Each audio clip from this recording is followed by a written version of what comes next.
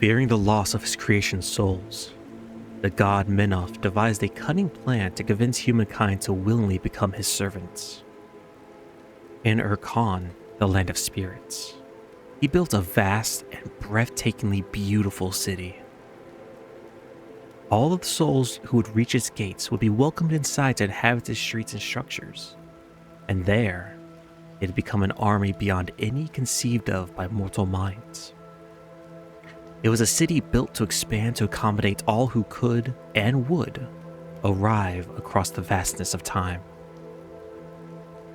Soon, the city was sprawling larger than a continent, bordered by high walls of alabaster stone clad in bronze and shining gold. This city would become home to all the souls Menoth could lure to him. Some came to him unbidden, drawn to the creator by some inner need for his cruel neglect. But it was never enough to sate his appetites. It was never enough to guard the monumental walls and perform the necessary labors of his city. Not enough to serve as soldiers and slaves in the endless war against his adversary. His greed and gluttony were boundless, and so he devised 4 clever gifts to draw his abandoned children back to him. The flame, the wall, the sheaf, and the law. Some would say any true and kind father would have given such gifts to them without a price, or, better yet, would have simply helped them discover these gifts on their own. However, Menoth the Maker devised these gifts so the wild folk would worship him and abandon their uninhibited and primitive ways. He sought to instill in them a fear of the land and its beasts, a fear that would stay with them even beyond their deaths. At that point, when they died and their souls passed to Caen, all those who claimed the gifts would be trapped in his city and become his eternal warriors. Their power would be chained to his purpose forever. Perhaps the masked god thought of these gifts as a true blessing. He himself had never been comfortable in the unsettled places. Even the wind and rain would anger him. It may be that when he looked upon his forgotten children, he wanted to make amends for abandoning them for so long. But a god looks with a god's eyes, not those of mortals. And the Maker did not see how receiving his gifts could be a poison to their spirits, how it would chain them to one another and rob them of the freedom that made them clever and strong. In time, humankind would hold dominion over one another and would desire more power still. Each bit of it they claimed would stain their hearts until what had been a beating, hot-blooded muscle became a dark and charred chunk of coal.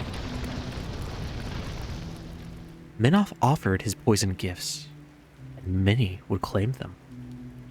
His priest kings were the first to taste the poison, and they joyfully distributed it to all who could hear their honeyed words. The first gift offered by Menoth was the flame, and many who felt it would say, "Feel!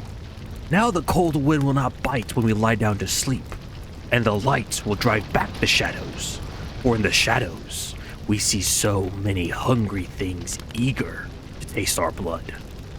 Praise be to our Father. Praise be to Menoth."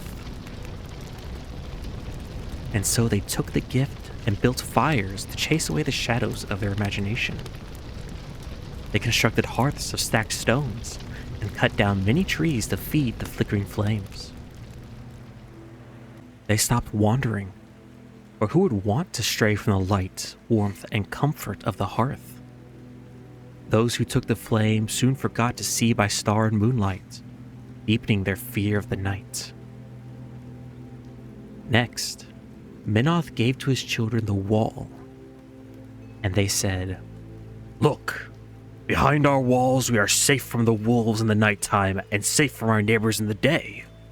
For who could breach a wall built of such stout and sturdy stones? Praise be to our father. Praise be to Minoth. And so those who accept this gift labored to build more walls, carving the land into pieces, and they fought to keep one another outside of the walls they called their own. Any who crossed these walls they named as trespassers and spies, and they killed such intruders for refusing to abide by the web of walls that Minoth trapped them in. The third gift Minoth gave was the sheaf, and those who tasted of its bounty cried out in ecstasy. Now our stomachs will no longer ache from hunger when we are clumsy hunters and our prey eludes us. Praise be to our father. Praise be to Minoth.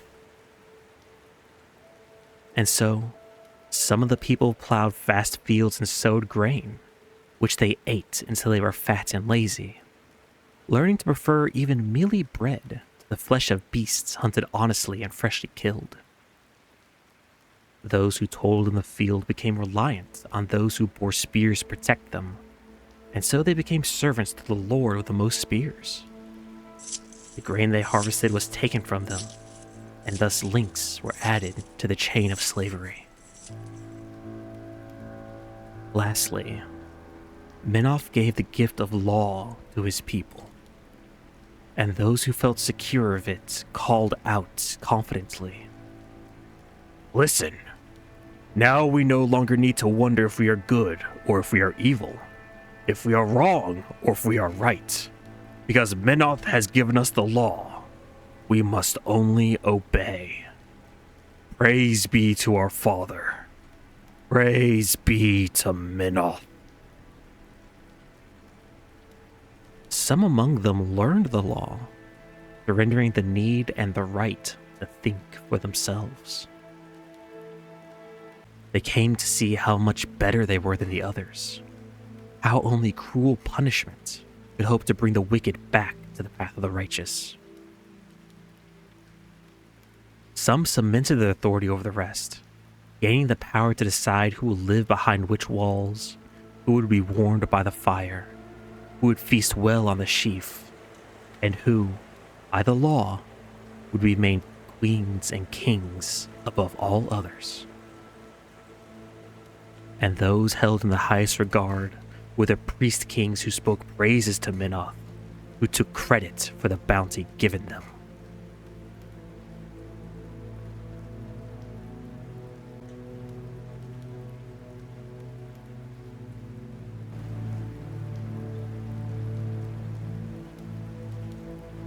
Thus, civilization was born and soon in turn gave birth to Ichthyr. Sinot, founder of the city, was in truth the first and greatest of Minoth's priest kings, a priest who did more than any other to further spread Minoth's poison. All in Ichthyr would bow before him, surrendering their freedoms, their thought, and their very souls. But not all those who were offered the gifts were so eager to hand over their freedom. A few, a scant few, saw through Minoth's promises. They knew that what he offered was poison. Decrying his gifts, they said, "Keep your flame and your wall, your sheaf and your law. You would enslave us in this life and in the next. You would steal our freedom and force us into your city to serve you. Look how it destroys those within it. They are senseless and fat, greedy and lazy. The only gift you offer us is the rot of corruption." And so these few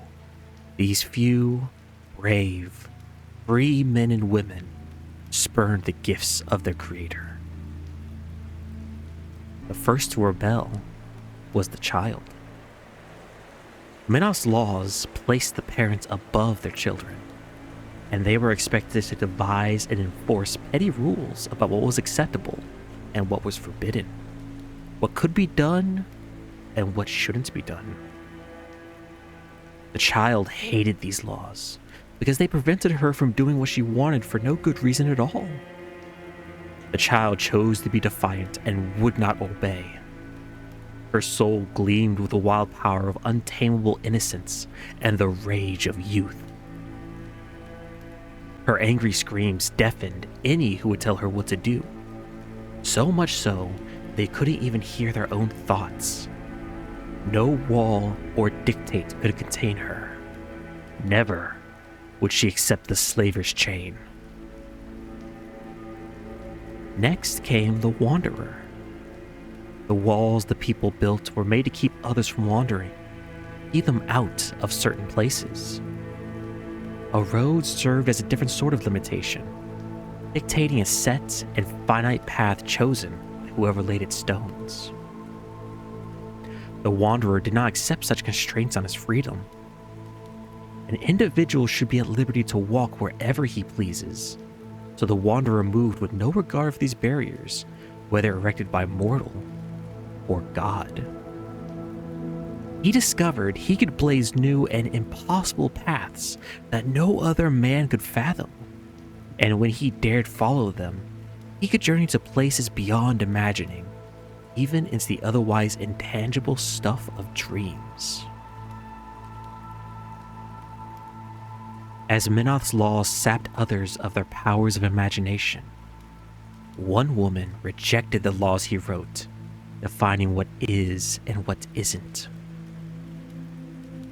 This was the dreamer, and she wanted nothing to do with the reality Minoth had created, and she refused to accept it. Instead, she dreamed up wholly new realities to reside in, realities so vivid and vibrant that the world around her began to take on new and fanciful life in its envy of what she could imagine.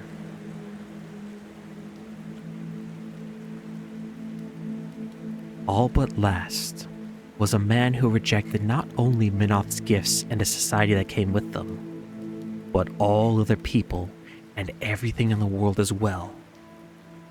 He hated Minoth for his creation, but he hated humanity even more. And yet, even worse, he hated the way Minoth's laws drew people together and encouraged them to mind one another's business. He wanted nothing more than to be left alone by all and to live as a hermit. His spite and enmity was so absolute that the very bodies of those who came too close to him would begin to wither and ache. Animals and plants would shrivel and die if they lingered in his presence. His desire for solitude became itself a force of nature, dividing him from all else. In time, he sat alone on a barren plot of earth as the spiteful despot of his own empty realm, a self-satisfied king of nothing.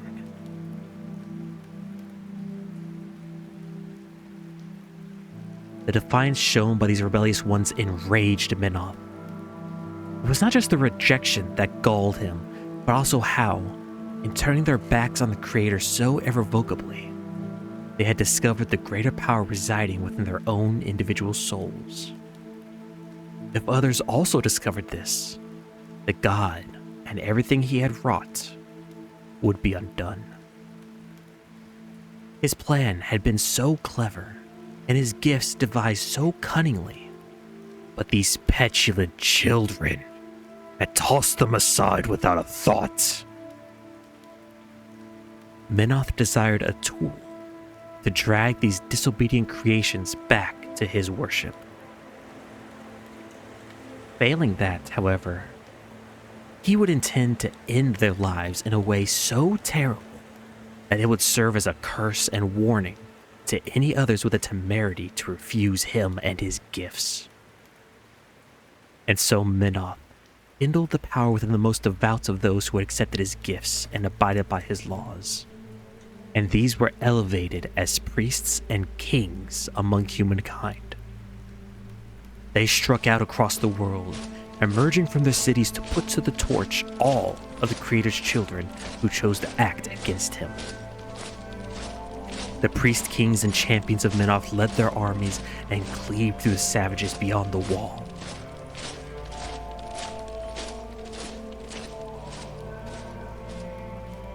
Their names and actions were uplifted as golden pillars of the civilized.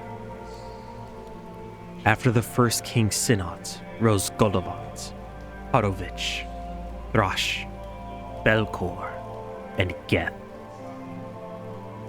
But there was one who came before Synod, the supposed first priest king. One who was erased and stricken from all records. He was the first. The highest of priest kings, becoming the lowest of scum in the eyes of the people. His name is gone, replaced with a word that transcribes his very essence. The Heretic. The Heretic was a priest king who blazed like the first light of dawn, beating back the shadows in Minoth's name. He carved a bold path along which were left countless hamlets that would one day grow into cities, and those cities would in turn grow into kingdoms. His light cast a long shadow that eclipsed even Synod, whom he knew and instructed.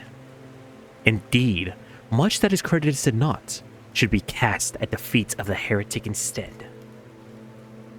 In fact, it was Minoth himself who guided the Heretic in erecting the grand city of Acrinia, and he soon expanded civilization to the north and west, spreading the fires of Minoth.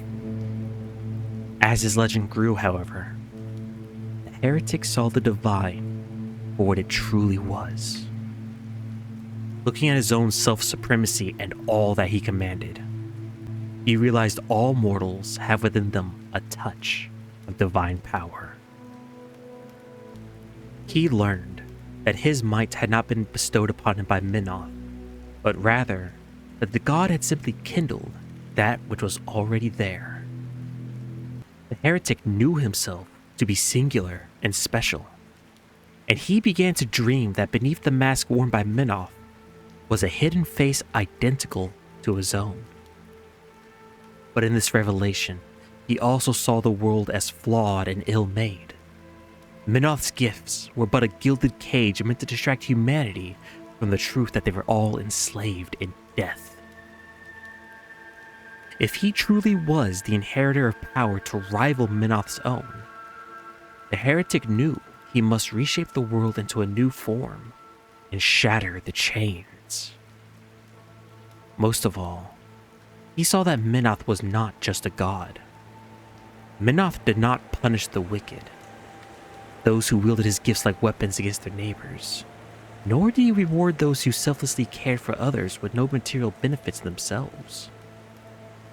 Instead, the god rewarded only obedience, punished only defiance. The Heretic was the first to have the scales of deception fall from his eyes, but he would not be the last. From that point forward, the Heretic refused to wield his power in his god's name, bending it instead to his own purposes.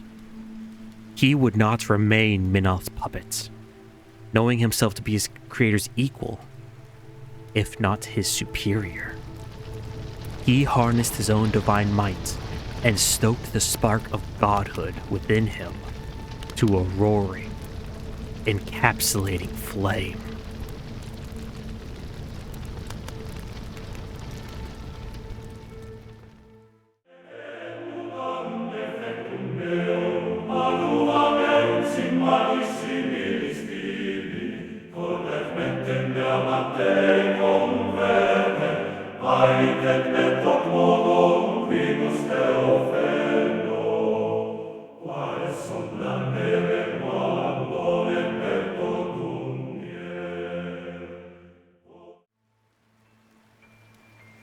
Spitting in the eye of his god, the Heretic's disobedience and defiance message spread like wildfire. Others throughout Acrinia were drawn to him like moths to a flame, and in time the Heretic sparked the fires of a rebellion. Those who joined him were not merely the superstitious or cowardly, but true individuals who wanted to return to their lives free of Minoth's demands and the gifts he thought to offer humanity. There were some who took this rebellion with swords and spears, following the heretic's blazing path as he rolled over many of the villages he himself had once nurtured.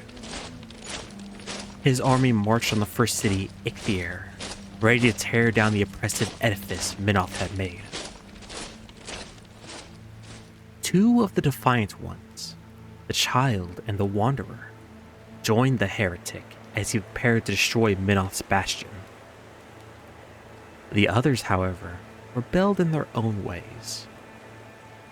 The dreamer would draw deeper into her chosen realities, spilling echoes of her dreams out into the world, while the king of nothing withdrew even further from all living things, his aching need for solitude becoming so great that even others could feel it. Minoth, however, he could not stand for this rebellion. He could not abide one of his own, to whom he had given such power and authority, rising up against me. So, I summoned my unfathomable power and let loose a fiery wrath upon these disobedient children. I smote the heretic city. I rattled the stones of Acrinia and cursed the land to be poisoned forever after.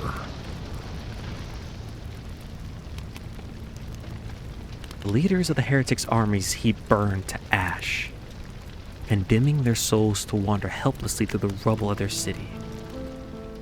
The rest he bound in agonizing chains of brass and forced them to watch their champions receive divine castigation. For the child, the wanderer, the dreamer, the king of nothing, And the heretic. he reserved his cruelest punishment. One by one, he looked down upon the so-called Defiers as they demonstrated their refusal of the gift of civilization he had bestowed upon humankind, and he proclaimed, Who are these who dare refuse me? Disobedient children, one and all. Who is this who claims to be my equal? I am the maker of man. I am the giver of the flame, the sheaf, the wall, the law. For your insolence, you will face a world without my mercy. A just reward for defiance children such as you. and as Minoth smote the world, he cracked the barrier between Caen and Caen like the shell of an egg, opening an ever-widening fissure between the lands of the living and the dead. The Defiers looked down into the howling abyss, into the endless churning wilds of Caen, where spirit beasts tore at each other with their spectral talons and teeth. By the power of the Maker of Man, the Defiers were cast down, still alive, into the hell of Caen, a place of spirit where no living things had ever stepped before. It was, and is, a world where their special gifts and extraordinary natures would avail them nothing, where the hungry spirit beast of the devourer worm would torment them with tooth and claw. There, the Defiers would not age, nor would they die, for time did not flow as it did on Caen. Their tortured bodies would endure, suffering beyond comprehension across an eternal cycle with no ordered cycle of day and night to mark time's passage. But the heretic, the last of the fires to plummet into the chasm, bat a proclamation at his creator as he fell, a prophecy set against the rotten fruits of Minoth's work, a curse from the accursed. Bound together with the others by his disobedience and refusal of Minoth, he issued a prophecy and declaration against Minoth's great works. My creator, since this land was first turned, the bounty would grow, stood fast one truth that all mortal men know. Choose ye wrong, or choose ye right. Feed ye darkness, or feed ye light. At the end of your days, ye shall reap what you sow. And with the heretic's dire words, the five fires vowed to return to Caen someday. They knew the power of their own souls would eventually free them from the prison. And when that came to pass, they would rattle civilization and snuff out its corrupt black heart. They would punish all who accepted Minoth's gifts to the detriment of others. They would reap a wicked harvest from mankind.